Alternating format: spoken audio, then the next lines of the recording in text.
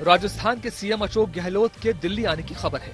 देर रात या कल सुबह उनकी मुलाकात सोनिया गांधी से हो सकती है। उधर कांग्रेस अध्यक्ष के चुनाव को लेकर सरगर्मियां तेज हैं। ए.के. एंटनी ने सोनिया गांधी से मुलाकात की है। नामांकन फॉर्म ले जाने की खबरों के बीच ए.के. एंटनी पवन बंसल से भी मिले हैं।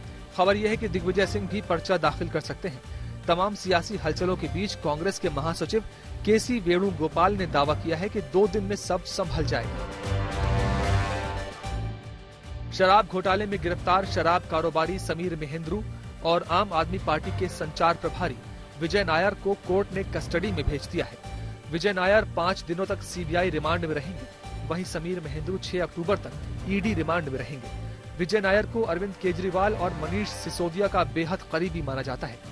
ऐसे में आम आदमी पार्टी ने बीजेपी पर जोरदार निशाना साधा। उधर सीबीआई कह रही है कि विजय नायर जांच में सहयोग नहीं कर रहे थे, जिसकी वजह से उन्हें गिरफ्तार किया गया है। लालू प्रसाद यादव एक बार फिर आरजेडी के राष्ट्रीय अध्यक्ष बनेंगे। उन्होंने नामांकन कर दिया है। इस दौरान पार्टी के कई नेता मौके पर मौजूद रहे। पार्टी का कोई भी दूसरा नेता अध्यक्ष पद की दौड़ में नहीं है, लिहाजा लालू 10 अक्टूबर को 12वीं बार पार्टी की कमान संभालने जा रहे हैं।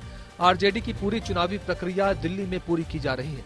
उधर पहली बार मुलायम और आजम खान के बिना समाजवादी पार्टी का सम्मेलन हुआ।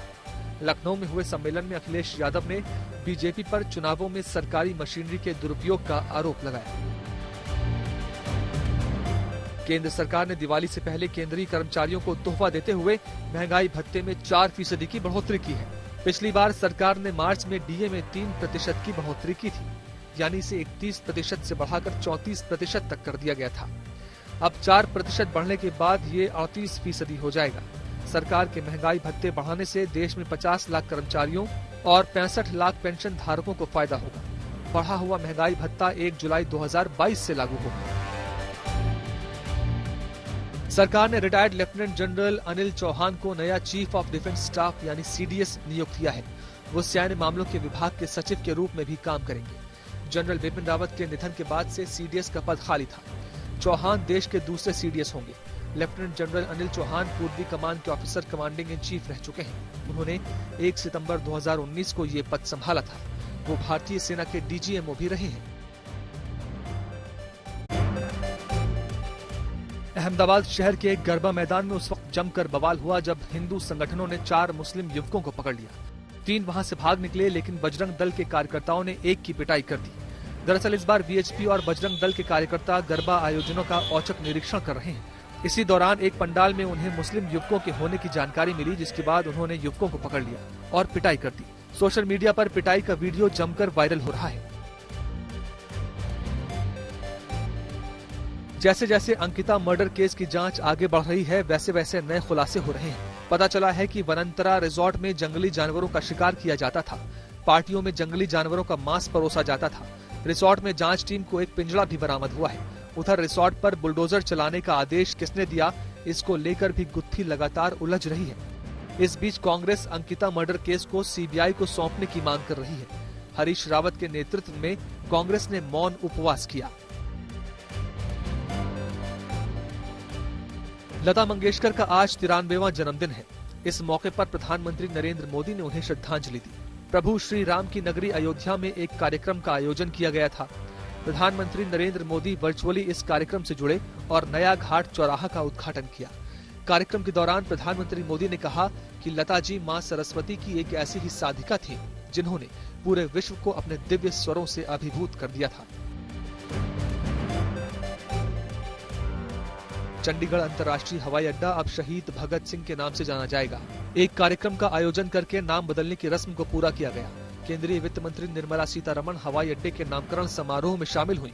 प्रधानमंत्री नरेंद्र मोदी के मन की बात के 93वें एपिसोड में ऐलान किया गया था कि महान स्वतंत्रता सेनानी को श्रद्धांजलि के रूप में चंडीगढ़ हवाई अड्डे का नाम शहीद भगत सिंह के नाम पर रखा जाएगा।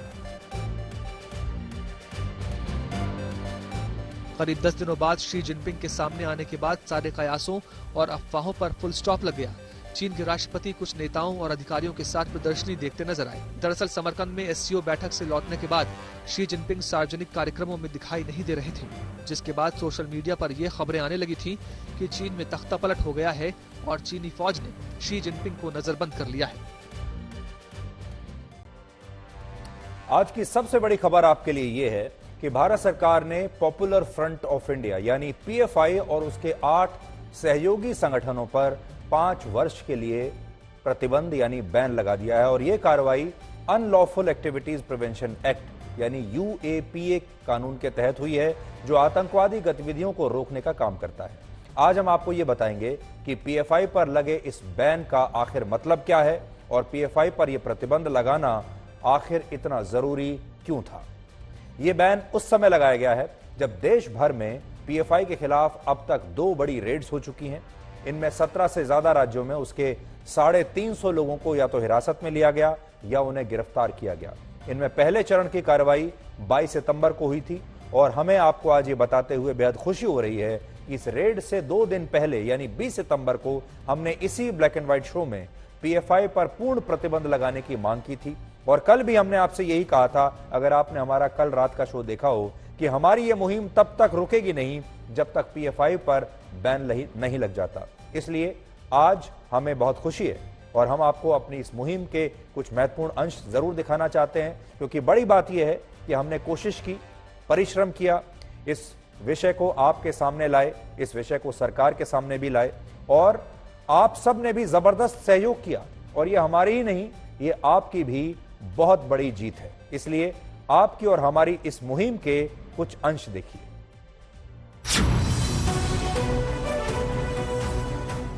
पीएफआई को जल्दी से जल्दी प्रतिबंधित कर दिया जाना चाहिए। अब आप सोचिए, हमारे देश के दुर्भाग्य देखिए कि हमारे देश में आतंकवादी तो 32 साल तक सिनेमा हॉल को प्रतिबंधित कर सकते हैं, लेकिन आज हम ऐसी संस्थाओं पर प्रतिबंध लगाने में हमें परेशानी होती है, जबकि हमारे पास संविधान है, हमारे पास सरकार भी है, संसद भी है और तमाम संवैधानिक ताकत भी है। भारत में पीएफआई पर आतंकवादी गतिविधियों के लिए प्रतिबंध क्यों नहीं लग सकता? आज फिर से वो मांग करते हैं कि पीएफआई पर पाबंदी जल्द से जल्द लगनी चाहिए। हमें जो हमारे विश्वस्त सूत्रों से पता चल रहा है वो ये है कि सरकार अब बहुत गंभीरता से पीएफआई पर पाबंदी लगाने के बारे में विचार कर रही है और ये पाबंदी अब कभी भी लगाई जा सकती है। और आप जब ये पाबंदी लग जाएगी तब आप समझ पाएंगे कि आज तक पर हमने ये जो मुहिम चलाई है पीएफआई के खिलाफ, ये मुहिम कितनी महत्वपूर्ण रही है।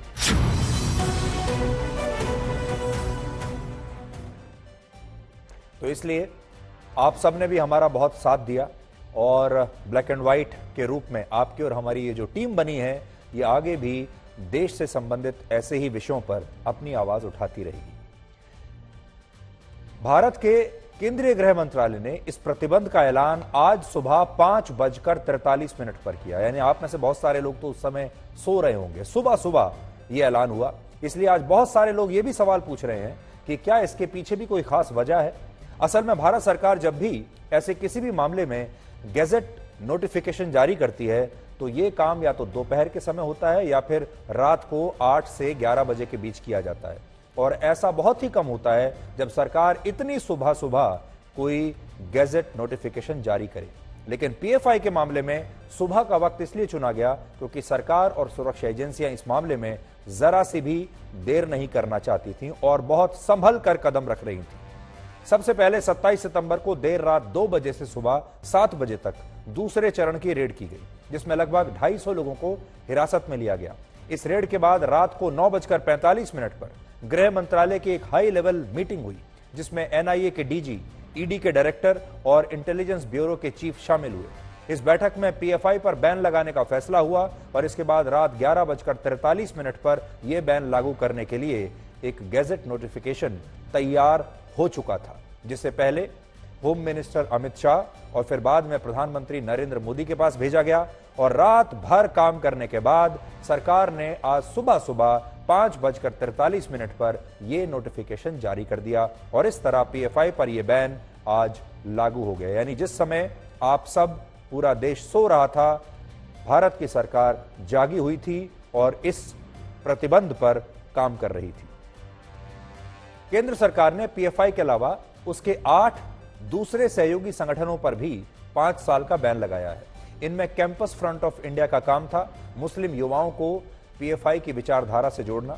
नेशनल विमेंस फ्रंट का काम था मुस्लिम महिलाओं को संगठित करना। ऑल इंडिया इमाम्स काउंसिल का काम था मौलवियों और मुस्लिम धर्मगुरुओं को एक साथ एक मंच पर लाना। रीहैब इंडिया फाउंडेशन के जरिए गरीबों की मदद करने का दावा किया जाता था। और national confederation of human rights organisation नाम की संस्था ने मानव अधिकारों की एक शानदार दुकान खोली हुई थी। यानी पीएफआई का मकसद देश के हर वर्ग को अपने साथ बहकाकर उसका ब्रेन वॉश करके जोड़ना था।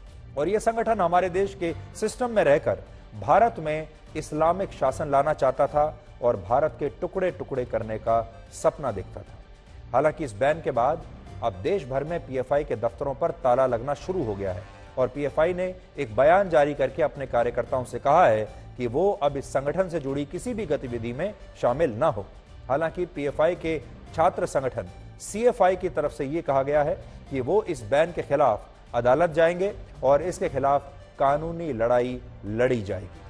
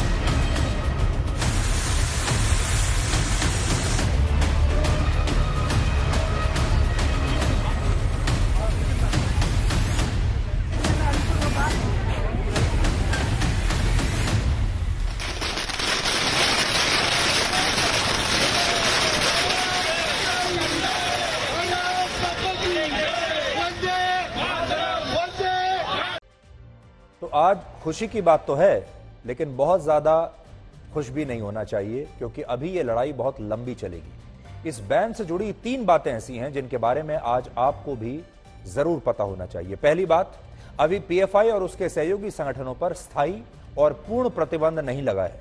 यानी ये जो बैन है इसे अभी अस्थायी ही माना जाएगा, और वो इसलिए क्योंकि केंद्र सरकार को इस मामले में अब एक ट्राइब्यूनल बनाना होगा जिसकी अध्यक्षता हाई कोर्ट के सिटिंग जज करेंगे।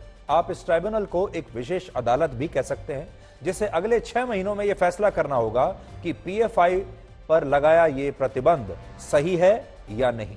और अगर ये ट्राइब्यूनल इस प्रतिबंध को न्याय संगत मानता है तो ये बैन अगले 5 साल के लिए जारी रहेगा। लेकिन अगर ट्राइब्यूनल ये समझता है कि इस बैन को जारी रखने के ठोस सबूत नहीं है और ये प्रतिबंध सही नहीं लगा, तो इस प्रतिबंध को हटा लिया जाएगा। और बड़ी बात यह है कि इस दौरान पीएफआई के लोगों को अपना पक्ष रखने का भी पूरा अधिकार होगा।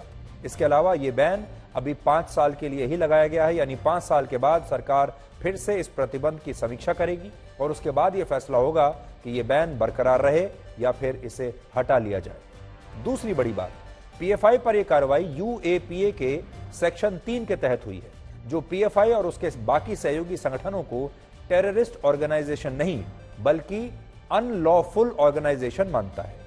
अनलॉफुल ऑर्गेनाइजेशन का मतलब है गैर कानूनी संगठन, और टेररिस्ट ऑर्गेनाइजेशन का मतलब होता है एक आतंकवादी संगठन। सरल शब्दों में कहें तो केंद्र सरकार ने आतंकवादी गतिविधियों के लिए पीएफआई पर प्रतिबंध तो लगाया है, लेकिन अभी उसे आतंकवादी संगठन नहीं घोषित किया है। इसलिए आज हम ये मांग करते हैं कि पीएफआई को अब आतंकवादी संगठन घोषित किया जाए। इस समय देश में कुल 42 संगठन ऐसे हैं जिन्हें केंद्र सरकार ने आतंकवादी संगठनों की सूची में रखा है, जबकि 14 संगठन ऐसे हैं जो गैर कानूनी संगठनों की श्रेणी में आते हैं। इनमें पीएफआई के अलावा खालिस्तानी संगठन सिक्स फॉर जस्टिस और जाकिर नायक की संस्था इस्लामिक रिसर्च फाउंडेशन भी शामिल है। तीसरी बात, पीएफआई के जिन सहयोगी संगठनों पर प्रतिबंध लगा है उनमें social democratic party of India यानी एसडीपीआई शामिल नहीं है। एसडीपीआई पीएफआई की एक राजनीतिक पार्टी है और इस पर अभी प्रतिबंध नहीं लगाया गया है, लेकिन क्योंकि पीएफआई पर बैन लग चुका है इसलिए चुनाव आयोग चाहे तो अब इस पार्टी से पूछ सकता है कि उसकी मान्यता रद्द क्यों ना की जाए, और मान्यता रद्द कर भी सकता है। एसडीपीआई का गठन वर्ष 2009 में हुआ था और इसने 2014 और 2019 का लोकसभा चुनाव भी लड़ा था। हालांकि इस पार्टी के किसी भी उम्मीदवार को तब जीत नहीं मिली थी। फिलहाल केरल, कर्नाटक, तमिलनाडु और मध्य प्रदेश में इस पार्टी के चुने हुए पार्षद और सरपंच काम कर रहे हैं और इस बैन का उन पर कोई असर नहीं होगा। इसके अलावा इस पार्टी के ना तो चुनावों में हिस्सा लेने पर रोक होगी और ना ही इसे कोई कार्यक्रम आयोजित करने से रोका जाएगा। लेकिन हमारी यहां यह मांग है कि यह पार्टी क्योंकि पीएफआई से जुड़ी हुई है, इसलिए इस पर भी प्रतिबंध लगना चाहिए, क्योंकि हो सकता है कि पीएफआई के लाखों कार्यकर्ता अब एसडीपीआई के लिए काम करने लगें और इस पार्टी की सदस्यता ले लें। लेकिन अभी तक जो हमने आपको बात बताई वो ये है कि ये जो प्रतिबंध लगा है ये पूर्ण रूप से कानूनी धाराओं के तहत लगा है, पूरी तरह से लोकतांत्रिक व्यवस्था के तहत इसे लगाया गया है। अब देखिएगा, कल से ही क्या आज से ही दुनिया भर का मीडिया भारत के पीछे पड़ेगा। भारत में जो मानव अधिकारों के चैंपियन हैं, जो हमारे देश के जो लिबरल्स हैं, जो ऐसे लोग हैं जो इस तरह की विचारधारा के लोगों को अपना समर्थन देते हैं, वो अभी से ये मांग करना शुरू कर देंगे कि भारत में एक खास वर्ग का दमन हो रहा है, भारत में नाइंसाफी हो रही है और इन लोगों के साथ ये जो काम हुआ है ये गैर कानूनी हुआ है। लेकिन बड़ी बात यह है कि सब कुछ लोकतांत्रिक तरीके से हो रहा है। जैसा हमने आपको बताया अभी कि एक ट्राइब्यूनल बनेगा, एक विशेष अदालत का गठन होगा, एक सिटिंग जज उसमें बैठेंगे और वो ये तय करेंगे कि सब कुछ कानून के तहत हुआ है या नहीं हुआ है। और उससे भी बड़ी बात यह है, जो एक लोकतांत्रिक व्यवस्था में पीएफआई को फिर से एक मौका दिया गया है, क्योंकि उसे अभी भी आतंकवादी संगठन घोषित नहीं किया गया है, गैर कानूनी संगठन घोषित किया गया है। इसलिए पीएफआई के पास पूरा मौका होगा कि वो अदालत में जाए, अपील कर सके और एक लोकतांत्रिक व्यवस्था में जितने भी कानूनी विकल्प होते हैं वो सारे पीएफआई के सामने उपलब्ध रहेंगे। हालांकि ये सब करके वो हमारे ही देश को कमजोर भी करेंगे और अपने ऊपर हो रही इस कार्रवाई को विलंब भी करवाएंगे। अब आप ये समझिए कि इस बैन से होगा क्या। भारत के 22 राज्यों और केंद्र शासित प्रदेशों में पीएफआई के 200 से ज्यादा छोटे बड़े दफ्तर हैं जिन पर अब ताला लग जाएगा। देश में अकेले पीएफआई के 4 लाख से ज्यादा सक्रिय सदस्य हैं और अब सुरक्षा एजेंसियां चाहें तो वो उन्हें इस प्रतिबंध के आधार पर जांच के लिए कभी भी गिरफ्तार कर सकती हैं। पीएफआई के 4 लाख सदस्य अब इस संगठन के लिए कोई प्रचार प्रसार खुलकर नहीं कर पाएंगे। अगर कोई व्यक्ति पीएफआई के नाम पर किसी गतिविधि में शामिल होता है तो उसे गिरफ्तार कर लिया जाएगा। इस बैन के तहत पीएफआई और उससे संबंधित तमाम बैंक खाते अब फ्रीज हो जाएंगे और सुरक्षा एजेंसियां इस संगठन की संपत्तियों को भी फ्रीज कर सकती हैं। पीएफआई के नेताओं और कार्यकर्ताओं पर अब से सख्त ट्रैवल बैन लागू हो जाएगा, यानी ये लोग अब देश छोड़कर नहीं जा सकते और राज्य सरकारें अपने स्तर पर इस संगठन के खिलाफ कड़े कदम उठाने के लिए पूरी तरह स्वतंत्र होंगी और पुलिस चाहे तो अब पीएफआई के नेटवर्क को ध्वस्त करने के लिए कोई भी कार्रवाई कर सकती है। पीएफआई के जिन सहयोगी संगठनों पर कार्रवाई हुई है उनमें कैंपस फ्रंट ऑफ इंडिया नाम का संगठन भी है। यह पीएफआई का छात्र संगठन है जिसके भारत में लगभग 5 लाख सदस्य हैं। केरल, तमिलनाडु और कर्नाटक की छात्र राजनीति में इस संगठन का बहुत प्रभाव रहता है और दिल्ली, हैदराबाद, असम और राजस्थान में स्थित कई यूनिवर्सिटीज के छात्र संघ में इसके सदस्य अलग अलग पदों पर काम कर रहे हैं, लेकिन अब इन्हें ये पद छोड़ने होंगे। इसके अलावा बैन के बाद अब सीएफआई छात्र संघ का चुनाव नहीं लड़ पाएगा और इसे अपने दफ्तरों को भी तत्काल प्रभाव से बंद करना होगा। हालांकि विदेशों में इस संगठन के काम करने पर अब भी कोई रोक नहीं होगी। फिलहाल पीएफआई के दफ्तर यूएई, कतर, टर्की और ओमान जैसे देशों में हैं और अगर ये सारे देश भारत सरकार के बैन को अपने देशों में भी पीएफआई पर लागू कर देते हैं तो इस संगठन की इन देशों में तमाम दुकानें बंद हो जाएंगी। लेकिन अगर ऐसा नहीं हुआ तो पीएफआई वहां से ऑपरेट करता रहेगा, काम करता रहेगा, वहां से पैसा भी इकट्ठा करता रहेगा और सीमा पार से बैठकर भारत को अस्थिर करता रहेगा। इसलिए आज बड़ी बात यह है कि ये जो जितने इस्लामिक देश हैं जिन्होंने पीएफआई को शरण दी हुई है, ये जब भारत में कुछ होता है तो बहुत आवाज उठाते हैं, लेकिन अब इनका ये कर्तव्य बनता है कि भारत ने अगर अपने संविधान के तहत और अपनी सुरक्षा को देखते हुए किसी संगठन को बैन किया है तो इन इस्लामिक देशों को भी भारत का साथ देना चाहिए अगर ये भारत के सच्चे दोस्त बनते हैं। तो अगर ये भारत की जो भावनाएं हैं उनका कद्र करते हैं तो इन्हें भी पीएफआई को बैन कर देना चाहिए। अब इसलिए दोस्ती की असली अग्नि परीक्षा अब होगी। अब इस सवाल पर आते हैं कि पीएफआई पर यह प्रतिबंध आखिर क्यों लगाया गया। तो पीएफआई पर 5 बड़े गंभीर आरोप हैं। पहला, आतंकवादी गतिविधियों में शामिल होना। दूसरा, प्रधानमंत्री नरेंद्र मोदी की हत्या की साजिश रचना। तीसरा, टेरर फंडिंग करना। चौथा, नागरिकता संशोधन कानून और हिजाब जैसे मुद्दों पर पूरे देश में आंदोलन चलाकर भारत को बांटना और भारत में सांप्रदायिक नफरत फैलाना। और पांचवां, देश के मुस्लिम युवाओं का ब्रेन वॉश करके उन्हें सिर तन से जुदा करने की ट्रेनिंग देना और उन्हें आईएसआईएस जैसे आतंकवादी संगठनों के लिए तैयार करना। यानी ये हमारे ही देश में आतंकवादियों को तैयार कर रहे थे। सुरक्षा एजेंसियों के मुताबिक देश भर में पीएफआई के खिलाफ अभी 1300 से ज्यादा आपराधिक मामले हैं और कई मामलों में पीएफआई के लोगों पर देश विरोधी और आतंकवादी गतिविधियों में शामिल होने के आरोप लगे हैं। जैसे पीएफआई ने अपने कई सदस्यों को आईएसआईएस में भर्ती कराया है और इस बात के पर्याप्त सबूत मिले हैं कि इन लोगों ने सीरिया, इराक और अफगानिस्तान में आईएसआईएस के लिए आतंकवादी हमले किए और दूसरी खतरनाक गतिविधियों में भी हिस्सा लिया। इसके अलावा यह भी आरोप है कि पीएफआई के लोग बांग्लादेश के सबसे बड़े आतंकवादी संगठन के लिए काम कर रहे थे, जिस पर हिंदू समुदाय के लोगों की हत्या करवाने के आरोप हैं। इस संगठन का नाम है जमात उल मुजाहिदीन बांग्लादेश और भारत में इस संगठन पर फिलहाल पूर्ण प्रतिबंध है और इसे आतंकवादी संगठन की सूची में रखा गया है। सोचिए, जो आतंकवादी संगठन हिंदुओं को समाप्त करना चाहता है, पीएफआई के लोग उसी संगठन के लिए काम कर रहे थे। पीएफआई पर टेरर फंडिंग का भी आरोप है। ईडी और दूसरी जांच एजेंसियों ने ऐसे 100 से ज्यादा बैंक खातों की पहचान की है जिनकी मदद से पीएफआई ने विदेशों से फंडिंग हासिल की और बाद में यह पैसा भारत में आतंकवादियों की मदद पर खर्च किया गया, भारत के नागरिकों को ही मारने के लिए। इसके अलावा इस फंडिंग का एक बड़ा हिस्सा देश में ऐसे कैंप्स चलाने पर खर्च हुआ जहां मुस्लिम युवाओं को ब्रेन वॉश करके मार्शल आर्ट्स और कराटे की ट्रेनिंग देने के लिए बुलाया जाता था, लेकिन उन्हें असल में कट्टरपंथी बनने की और सिर तन से जुदा करने की ट्रेनिंग दी जाती थी। मार्शल आर्ट्स तो सिर्फ कहने की बात थी। और कुछ समय पहले ही एनआईए और पुलिस ने तेलंगाना में एक ऐसे ही ट्रेनिंग सेंटर का खुलासा किया था और तब पीएफआई के कुछ कट्टरपंथियों की गिरफ्तारी हुई थी। इसके अलावा पीएफआई द्वारा देश भर में एक कोर्स भी चलाया जा रहा था जिसमें लोगों को यह सिखाया जाता था कि उन्हें इम्प्रोवाइज्ड एक्सप्लोसिव डिवाइस यानी आईईडी नाम का बम कैसे बनाना है।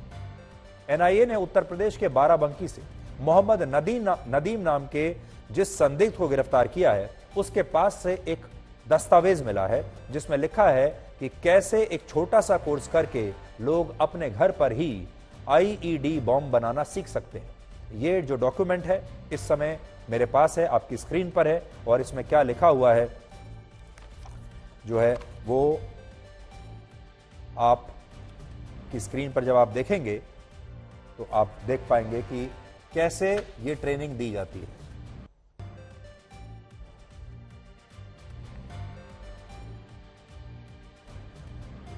बम बनाने के अलावा यह संगठन हमारे समाज में एक ऐसी स्थिति पैदा करना चाहता है जो कट्टरवाद का सबसे बड़ा विस्फोट कर सके। आरोप है कि इसके लिए इसने नागरिकता संशोधन कानून के खिलाफ देश भर में हुए विरोध प्रदर्शनों को फंडिंग दी, शाहीन बाग में हुए आंदोलन को 101 दिनों तक जीवित रखा और हिजाब के मुद्दे पर मुस्लिम छात्राओं के दिमाग में जहर भरा। और 2019 में उत्तर प्रदेश में हुई हिंसा और 2020 में हुए दिल्ली दंगों के पीछे भी पीएफआई का ही हाथ था। इसके अलावा पीएफआई पर कई हिंदू नेताओं की हत्या का भी आरोप है।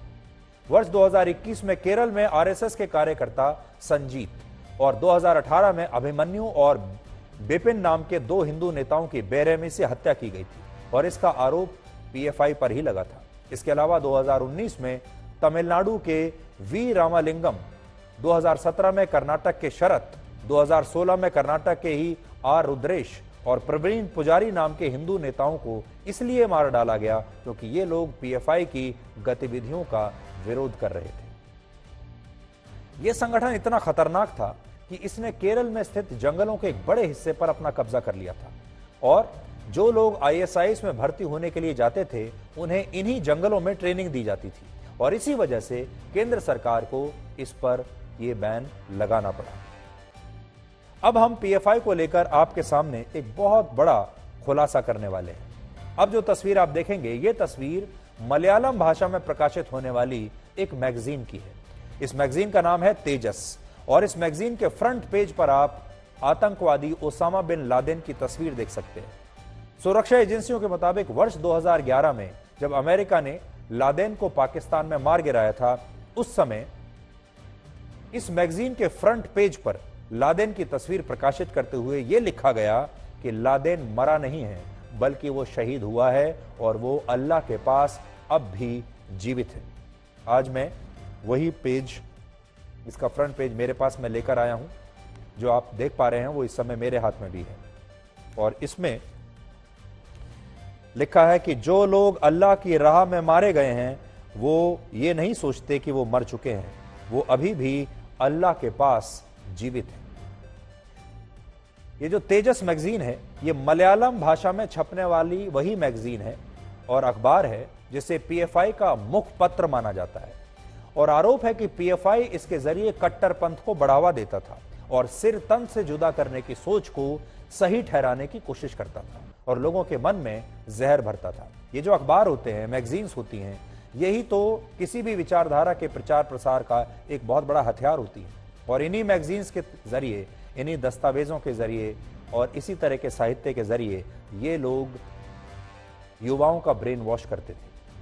इससे भी ज्यादा हैरानी की बात यह है कि जिस समय केरल की इस मैगजीन में लादेन को शहीद बताते हुए उसकी ये तस्वीर छपी है, उस समय केरल का एक विवादित पत्रकार जिसका नाम है सिद्दीक कप्पन, आपने सिद्दीक कप्पन का नाम तो जरूर सुना होगा, वो ही सिद्दीक कप्पन गल्फ तेजस में काम कर रहा था, और गल्फ तेजस पीएफआई के इसी मुखपत्र का एक प्रारूप है जो उनके गल्फ ऑपरेशन से जुड़ा हुआ है। कुछ समय पहले उत्तर प्रदेश की सरकार ने कोर्ट में, अदालत में यह बताया था कि लादेन की तस्वीर वाली यह पत्रिका सऊदी अरब के जेद्दा शहर में भी प्रकाशित हुई थी, और उस समय सिद्दीक कप्पन नाम का यह पत्रकार गल्फ तेजस के जेद्दा एडिशन के लिए काम करता था। सिद्दीक कप्पन वही पत्रकार है जिसे उत्तर प्रदेश पुलिस ने वर्ष 2020 में उस समय गिरफ्तार किया था जब हाथरस गैंगरेप की घटना के बाद वो मथुरा के रास्ते वहां जाने की कोशिश कर रहा था और उस पर सांप्रदायिक तनाव पैदा करने और देशद्रोह के आरोप लगे थे, और ये पत्रकार अभी भी जेल में बंद है।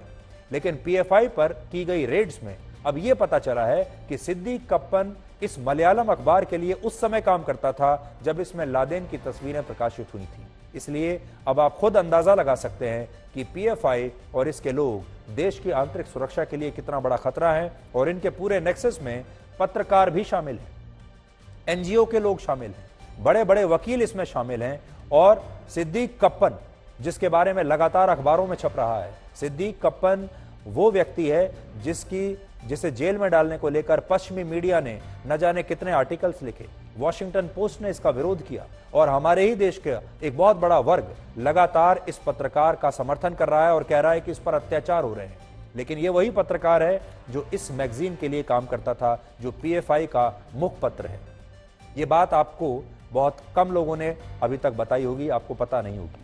फिलहाल सुरक्षा एजेंसियों ने इस मामले में शफीक और अब्दुल रजाक नाम के 2 आरोपियों को गिरफ्तार किया है। इनमें शरीफ 2016 से 2018 के बीच इस मैगजीन में बतौर बिजनेस डेवलपमेंट मैनेजर काम कर रहा था, जबकि अब्दुल रजाक इस मैगजीन का डायरेक्टर था। बड़ी बात यह है कि सिद्दीक कप्पन की जमानत के लिए सुप्रीम कोर्ट में 1-2 नहीं बल्कि 3 बड़े वकीलों ने दलीलें दी थी, और ये सारे वो वकील हैं जो एक पेशी के लिए 10 से 15 लाख रुपए लेते हैं। आप सोचिए सिद्दीक कप्पन के पास इतना पैसा कहां से आया कि वो 15-15 लाख के 3 वकील अपने लिए ले सके और अपनी जमानत कराने के लिए इन वकीलों को इतना पैसा दे सके। तो बड़ा सवाल यह है कि सिद्दीक कप्पन के लिए सुप्रीम कोर्ट में इतने महंगे वकील आए दलील देने के लिए, इनकी लीगल फीस किसने दी थी? यह भी संयोग है कि सिद्दीक कप्पन के एक वकील हिजाब मामले में भी मुस्लिम छात्राओं का केस लड़ रहे हैं, यानी वकील सेम है, हिजाब मामले में भी और कप्पन के मामले में भी, और इस वकील की एक हियरिंग की फीस भी लाखों रुपए में। इसलिए सवाल यही है, ये सारा पैसा आखिर कहां से आता है? आप सोचते होंगे कि शाहीन बाग में 101 दिनों तक दिन रात प्रोटेस्ट चलता है, लोग अपना काम धंधा छोड़कर धरने पर बैठे हुए हैं, दंगे कराए जाते हैं दिल्ली में, या हिजाब को लेकर पूरे देश में प्रदर्शन हो रहे हैं, कर्नाटक के कॉलेजों के बाहर लड़कियां प्रदर्शन कर रही हैं, इन सब में पैसा खर्च होता है, इन सब को ब्रेन वॉश किया जाता है। इस सब के लिए आपको एक बहुत बड़ा नेटवर्क चाहिए होता है। ये नेटवर्क खड़ा करने के लिए सारे फंड्स, सारा इंफ्रास्ट्रक्चर, सारा पैसा आखिर कहां से आता है? ये सारा पैसा बाहर से आता है। टेरर फंडिंग इसे कहते हैं। अभी बहुत सारे लोगों को ऐसा लग रहा है कि हमारे देश के मुस्लिम धर्मगुरु और इस्लामिक संगठन पीएफआई पर लगे इस बैन के खिलाफ हैं, लेकिन सच यह है कि आज ज्यादातर मौलवियों और मुस्लिम धर्मगुरुओं ने इस बैन को सही माना है और कुछ ही लोग ऐसे हैं अब जो इस बैन का विरोध कर रहे हैं। देर आए दुरुस्त आए। हुकूमत वक्त ने जो पीएफआई के ऊपर बैन लगाया है वो काबिल तारीफ है और वो उसके लिए बधाई के पात्र हैं। कोई भी तंजीम हो, कोई भी ऑर्गेनाइजेशन हो और किसी भी ऑर्गेनाइजेशन का वो मेंबर है हो, उसके अगर वो देश के खिलाफ, समाज के खिलाफ, मुल्क के खिलाफ कोई स्ट्रैटेजी कोई बनाता है तो उसके खिलाफ एक्शन होना चाहिए। मुझे खुशी है कि भारत सरकार ने पीएफआई को बैन कर दिया है। ये मेरी लड़ाई थी, मेरे संगठन सूफी इस्लामिक बोर्ड की लड़ाई थी। हमारी फतेह है, हमारे देश की फतेह और हर नागरिक की फतेह है। जो भी कट्टरवादी संगठन है वो चाहे हिंदू धर्म से हो या मुस्लिम धर्म से हो, जिसे मुल्क की सालमियत को खतरा हो, जिसे मुल्क को खतरा हो, बाकायदा मुल्क के अंदर ऐसे संगठनों के ऊपर पाबंदी लगना चाहिए। जब से बीजेपी गवर्नमेंट आगे आई हैं और ये सत्ता में आई है, तब से पॉपुलर फ्रंट बड़ा पॉपुलर हुआ है। उससे पहले तो हम इसको जानते भी नहीं थे ये कौन है। ये हो सकता है गवर्नमेंट की कोई साजिश हो। पॉपुलर फ्रंट को कभी भी ऐसा, उनके कोई भी कारकुन है ऐसा नहीं सुना गया है कि उन्होंने मुल्क मुखालिफ गतिविधि या उस सरगर्मी मुलव्विस हों। किसी भी तंजीम पर पाबंदी लग जाने से उसका नज़रिया आप नहीं रोक सकते हैं और आप इस तरीके से किसी की आवाज़ को दबाकर एक तहरीक को वक्ती तौर पर आप दबा सकते हैं, लेकिन तहरीक को ख़त्म नहीं कर सकते हैं। इन लोगों को दबाने के लिए, उनको बदनाम करने के लिए और उनको जहनी तौर पर कोफ्त पहुंचाने के लिए, तकलीफ पहुंचाने के लिए इस तरीके से हरकतें मुसलसल चल रही हैं। अब क्योंकि पीएफआई जो है वो एक खास समुदाय से, एक खास धर्म के लोगों से जुड़ा हुआ है, तो जाहिर है इस पर तुष्टीकरण की राजनीति तो जरूर होगी, वोट बैंक की राजनीति जरूर होगी। इस पर राजनीति बहुत सारे नेता अब कर रहे हैं। जो लोग इस बैन का विरोध कर रहे हैं, अब उनका ये कहना है कि अगर पीएफआई पर बैन लगाया है तो सरकार को आरएसएस पर भी बैन लगाना चाहिए। और ऐसे नेताओं में असदुद्दीन ओवैसी और लालू प्रसाद यादव और कांग्रेस पार्टी के भी बहुत सारे नेता हैं। लेकिन हम आपको 5 पॉइंट्स में बताएंगे कि आरएसएस और पीएफआई में बुनियादी अंतर क्या है। आरएसएस की छवि बिल्कुल साफ सुथरी है। आरएसएस पर आज तक टेरर फंडिंग और आतंकवादी गतिविधियों में शामिल होने का कभी कोई आरोप नहीं लगा, जबकि पीएफआई का पूरा इतिहास इस्लामिक कट्टरपंथ और आतंकवादी गतिविधियों से भरा पड़ा है और कुछ मामलों में अदालतों द्वारा उसे दोषी भी पाया गया है। आरएसएस में धर्म के नाम पर लोगों का सिर तन से जुदा करना नहीं सिखाया जाता, जबकि पीएफआई पर आरोप है कि उसने पूरे देश में एक कार्यक्रम चलाकर मुस्लिम नौजवानों को इसकी ट्रेनिंग दी और ब्रेन वॉश किया। आरएसएस का कोई स्वयंसेवक आईएसआईएस जैसे आतंकवादी संगठनों में भर्ती नहीं हुआ, लेकिन पीएफआई के सैकड़ों लोग इसमें भर्ती हुए हैं। बल्कि इराक, सीरिया और अफगानिस्तान में इन लोगों ने आतंकवादी हमले भी किए। आरएसएस और पीएफआई दोनों कार्डर बेस्ड ऑर्गेनाइजेशंस हैं, लेकिन दोनों में एक बड़ा अंतर यह है कि आरएसएस की शाखाओं के बारे में आज हर कोई जानता है और आरएसएस की शाखाओं में आपकी पर्सनैलिटी पर काम किया जाता है, आपको देशभक्त बनाया जाता है, आपके अंदर देशभक्ति का जज्बा पैदा किया जाता है। लेकिन पीएफआई कैसे ऑपरेट करता है इसकी जानकारी तो किसी को नहीं है और उसमें एक ही बात सिखाई जाती है, कैसे इस देश के टुकड़े टुकड़े करने हैं। आरएसएस ने भारत को 2 प्रधानमंत्री दिए हैं, अटल बिहारी वाजपेयी और नरेंद्र मोदी, लेकिन पीएफआई ने इस देश को सिर्फ आतंकवादी ही दिए हैं।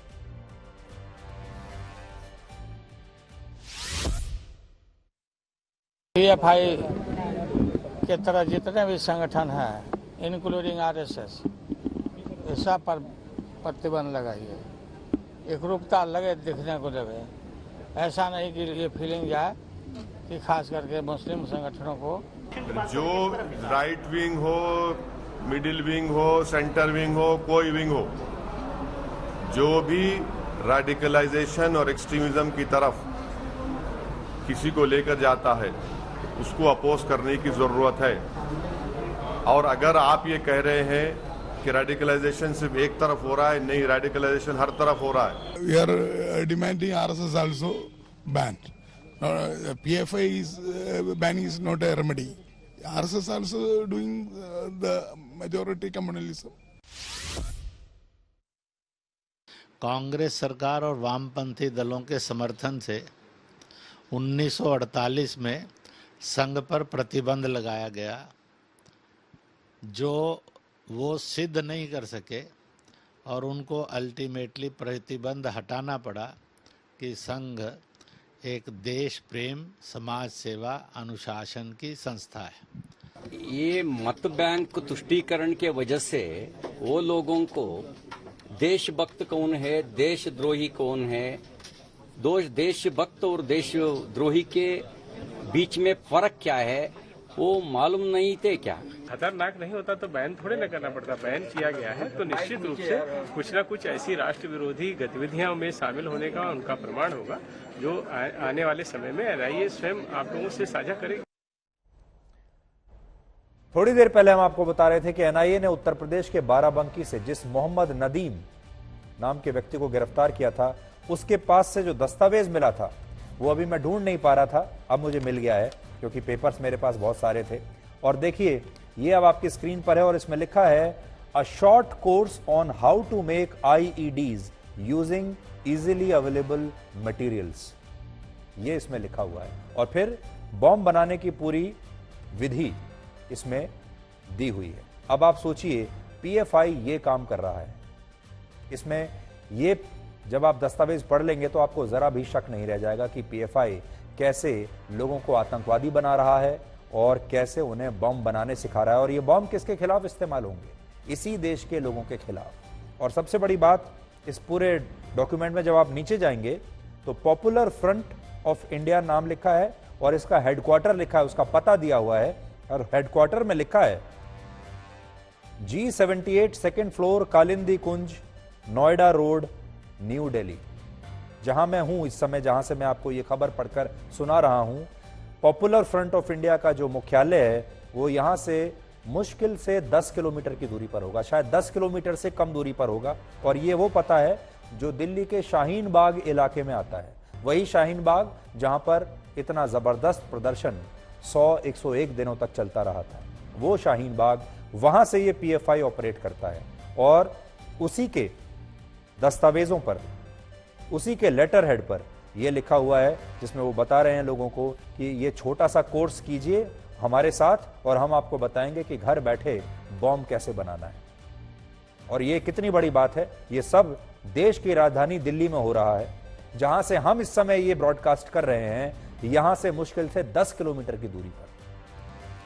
अब हम आपको आज की एक बिल्कुल अलग खबर बताते हैं, आपको अंतरिक्ष में लेकर चलते हैं। कल्पना कीजिए अगर अंतरिक्ष में कोई एस्ट्रॉइड यानी कोई विशाल चट्टान पृथ्वी की तरफ आ रही हो तो आप क्या करेंगे? आपने अक्सर हॉलीवुड की फिल्मों में इस तरह की कल्पनाओं को जरूर देखा होगा, इस तरह की कहानियों को देखा होगा, जब एक बहुत बड़ी चट्टान या एक छोटा सा ग्रह तेजी से पृथ्वी की तरफ बढ़ रहा है और वो पृथ्वी को नष्ट कर सकता है। और उस समय सारे लोग, सारे वैज्ञानिक ये तरकीब लगाने में लगे हैं कि कैसे इसको रोका जाए, कैसे इस ये जो टकराव है इसे रोका जाए। लेकिन अब अंतरिक्ष में पहली बार ऐसा हुआ है जब कोई स्पेसक्राफ्ट किसी एस्ट्रॉइड से वाकई में जाकर टकराया है। और इस तरह की प्रक्रिया को प्लैनेटरी डिफेंस टेस्ट कहते हैं और नासा कई दशकों से इस मिशन पर काम कर रहा था। इस वीडियो में आप आज देख पाएंगे कि जैसे नासा का यह अंतरिक्ष यान इस एस्ट्रॉइड के करीब जाता गया, वैसे वैसे ये बड़ा दिखने लगा और बाद में जब इन दोनों के बीच एक टक्कर हुई तब इस अंतरिक्ष यान की रफ्तार 22,500 किलोमीटर प्रति घंटा थी।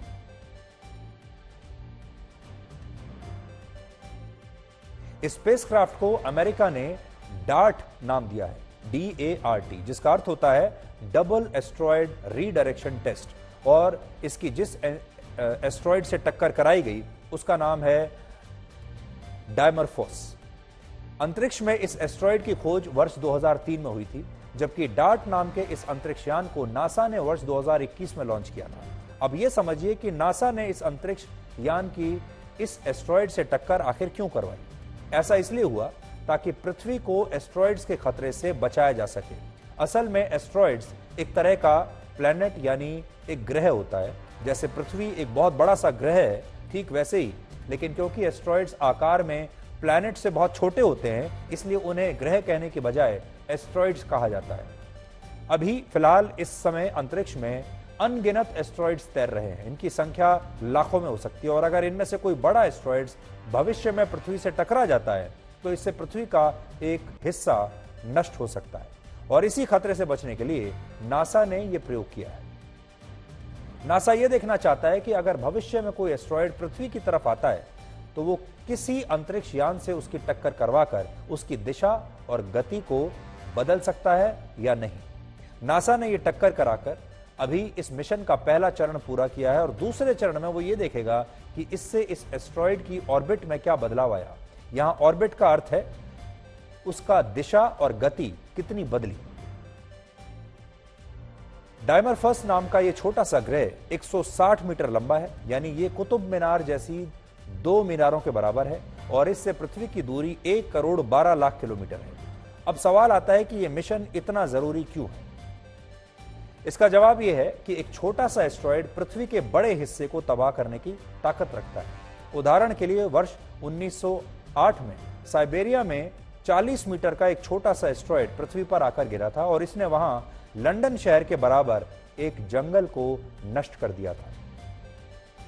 अब तक नासा और दूसरी अंतरिक्ष एजेंसियां 10 लाख से ज्यादा एस्ट्रॉयड्स का पता लगा चुकी हैं, जिनमें से 27,000 एस्ट्रॉयड्स पृथ्वी से सूर्य जितनी दूर हैं, और इनमें से कई एस्ट्रॉयड्स का पृथ्वी से टकराने का खतरा बना रहता है। यहां एक दिलचस्प जानकारी आपके लिए यह भी है कि नासा जिस मिशन को अंतरिक्ष में सफल कर पाया, उस मिशन की कल्पना हॉलीवुड की फिल्मों में बहुत पहले ही की जा चुकी है। और वर्ष 1998 में एक फिल्म आई थी हॉलीवुड की, जिसका नाम था आर्मागेडन। उसमें यही दिखाया गया था कि कैसे एक एस्ट्रॉयड यानी चट्टान का एक टुकड़ा पृथ्वी को एक बहुत बड़े संकट में डाल सकता है।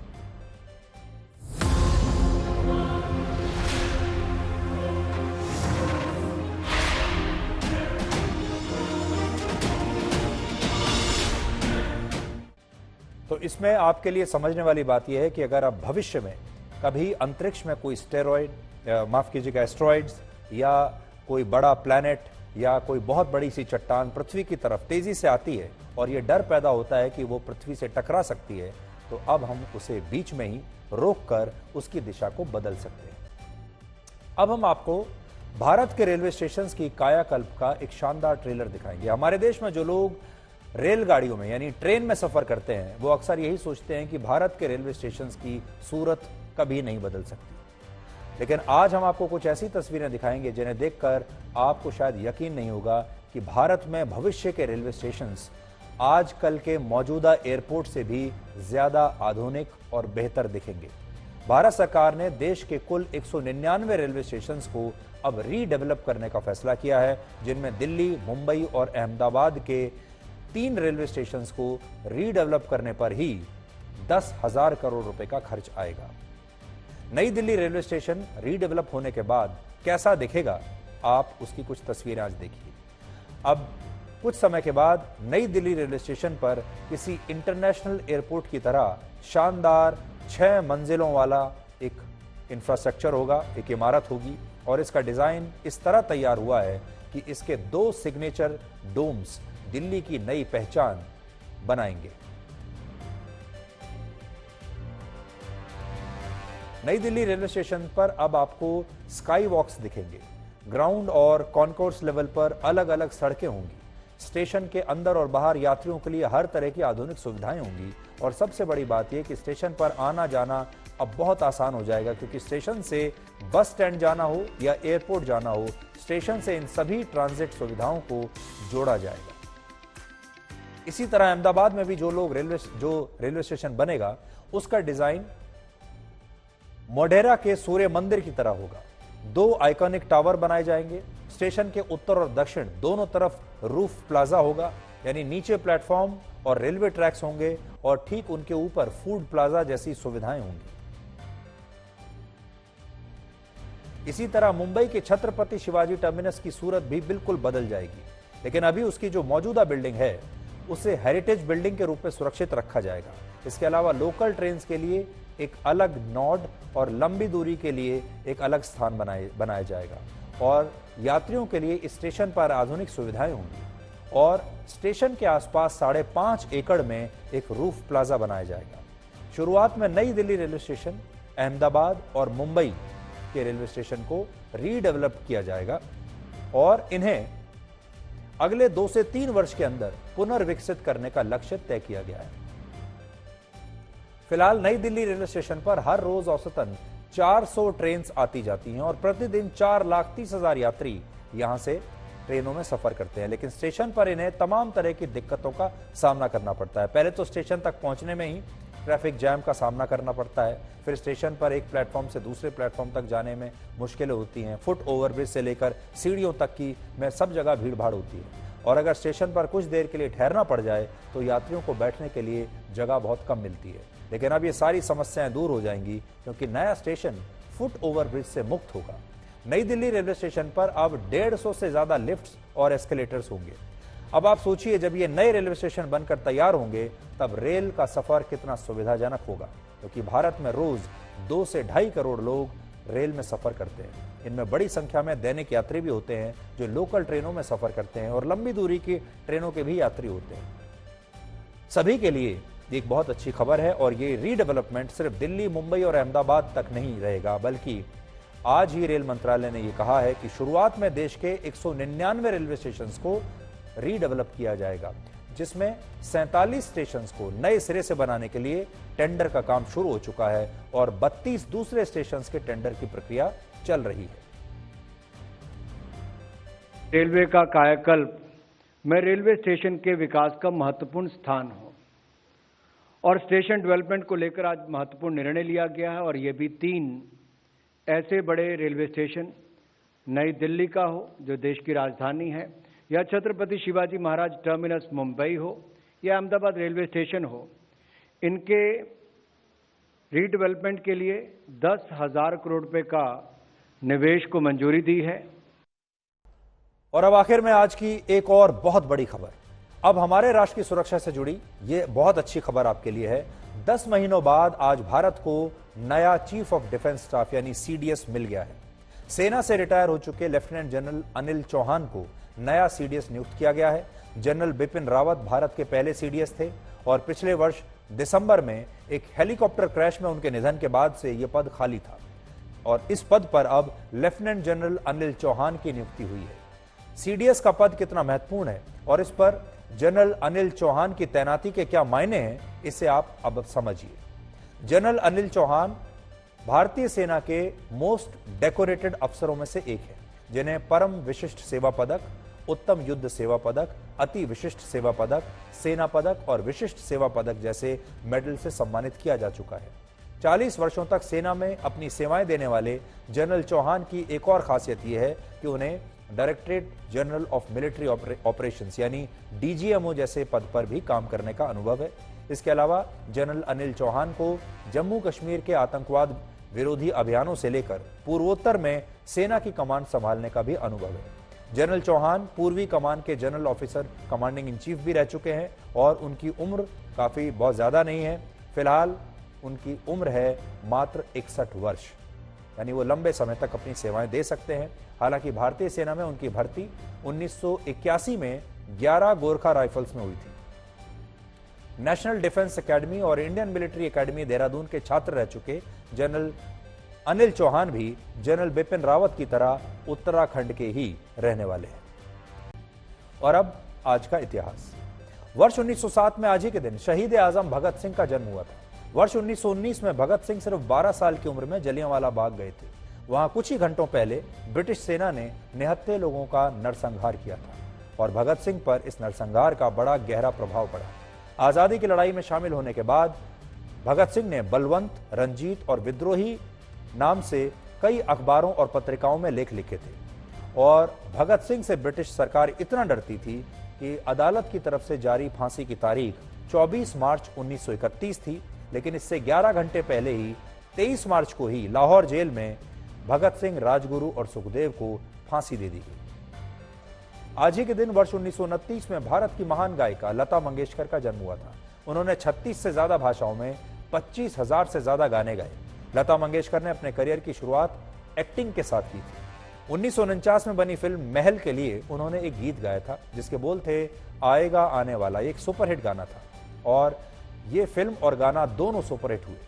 27 जनवरी 1963 को लता मंगेशकर ने भारत और चीन के युद्ध में शहीद हुए सैनिकों को समर्पित एक गीत नई दिल्ली के नेशनल स्टेडियम में गाया था और उसके बोल थे ऐ मेरे वतन के लोगों जरा आंख में भर लो पानी। लता मंगेशकर को वर्ष 1989 में दादा साहेब फाल्के पुरस्कार और 2001 में भारत रत्न से सम्मानित किया गया था। इसी वर्ष 6 फरवरी को लता मंगेशकर का निधन हुआ था और आज अयोध्या में एक चौक का नामकरण उन्हीं के नाम पर किया गया है। और आखिर में आपके लिए महान क्रांतिकारी शहीद आजम भगत सिंह का एक कथन। उन्होंने कहा था, बम और पिस्तौल से क्रांति नहीं आती, क्रांति की तलवार विचारों की शान पर तेज होती है।